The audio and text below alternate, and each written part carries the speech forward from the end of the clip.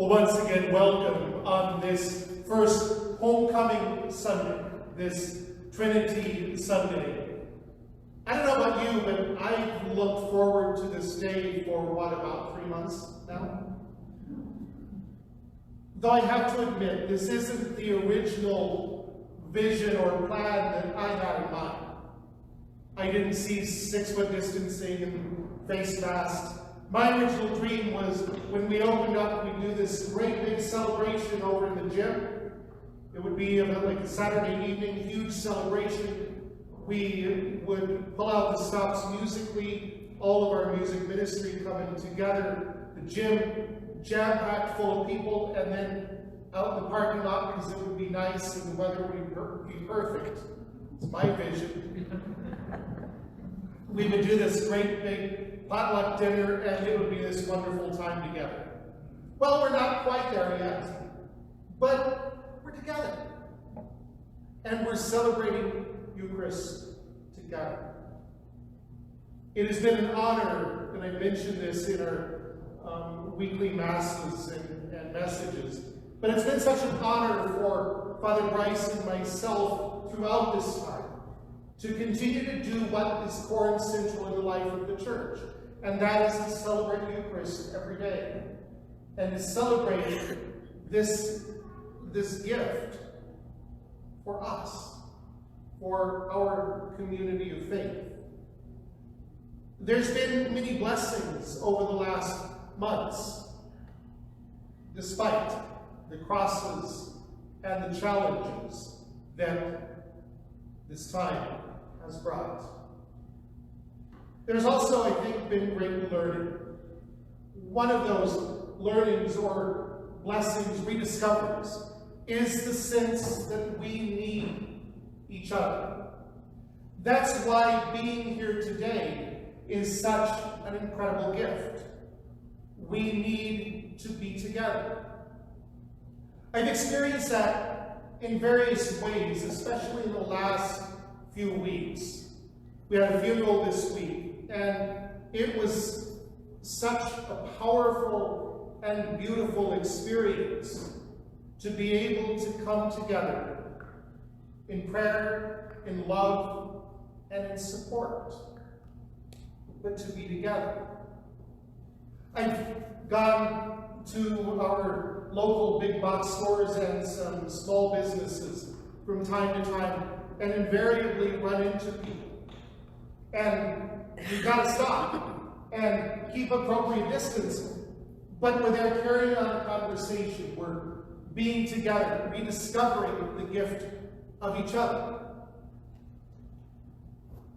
We look at our world now differently.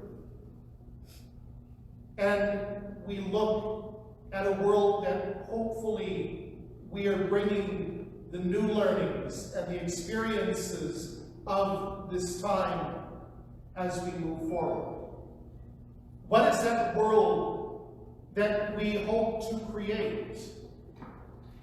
Where do we hope to be? Because it isn't just going back to what was. We have been gifted with this time. And what are we doing as we move forward?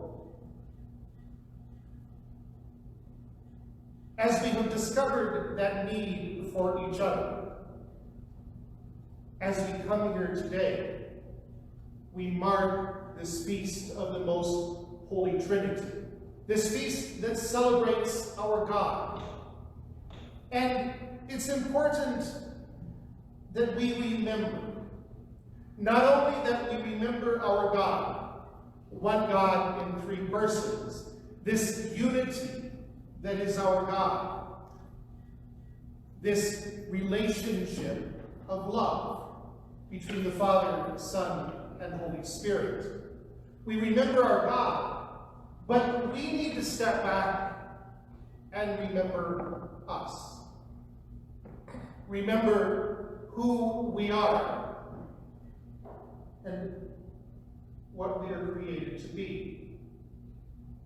Because remember, at that dawn of creation, human beings were created in the image and likeness of God. Now, a lot of times, when I think of that, my brain will go first to Jesus Christ. And that becomes the picture. That's what we know. But realistically, that's just the opposite. Jesus came as one of us. We are created in the image and the likeness of our God. This unity of persons, this relationship of love of the Father, Son, and Spirit. We are created in that image of God. And so it reminds us of our need for one another. We are hardwired to need each other. That's why we seek marriage. That's why in these days of isolation and social distancing, why this has been so hard. And why this is such an amazing gift, even to come together today, even if it isn't all of us. We recognize, because we're hardwired, that we need each other, that we are in relationship with each other, and that we are in a relationship of love, all because of how we are created in the image and likeness of God. This also recognizes the dignity that we have as human beings. This inherent dignity of the human person, from the moment of conception until natural death. This is who we are, because we're created in that image and likeness of God. We are created with a soul. And Jesus Christ coming then as one of us, so raised that dignity, even greater than it ever was before. There's this inherent dignity of the human person. We need each other. We are called to love each other. We are called to unity. And yet we look at our nation and we see so many examples contrary to this very basic fact.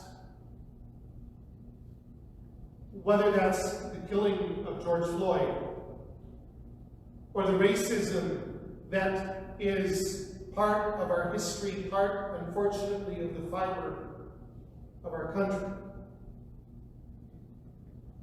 Whether it's division, violent attacks, even the political realm and political unrest, all speak volumes. But unfortunately, they don't speak to our true selves. That if we truly are created in that image and likeness of God, if we truly are created for unity, we are created for relationship, we are created for love, then we've got a lot of work to do. Everything that we are about should seek not to destroy the dignity of another person, but everything that we are about should seek to raise and strengthen and build up the dignity of the human person. That's why racism in any form is so wrong. Because it fails to recognize that inherent dignity of the human person. And we can say, well, that's just a big city thing. But it exists right here, in our own community. As we look at people from different countries, people who may be here illegally, people who may speak a different language from us, or whose skin color is different. Where do we go? Are we raising the dignity of the person, or are we seeing the label that we place upon it? If we truly are created in that image of God, Father, Son, and Spirit, we must raise that dignity. We must love. We must seek unity and justice. We must be people who truly live out this very gift of who we are, this very fact of how we are created and the God whom we image in our lives. These days, they challenge us. They challenge us to truly step back and examine our own consciences, our own hearts. These days challenge us to be honest with ourselves and with our God. At truly those times when we have failed to raise and respect that inherent human dignity, from that moment of conception until natural death of every single human being. These days challenge us to truly examine how we love and care for our brother and sister, whoever that might be, and wherever they may be.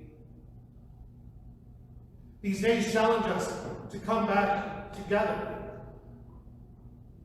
but to come together in a new way, a way truly that speaks of love, of mercy, of unity, of hope. What is the world that we are building? What are those million dreams that we have? We need to change. We can.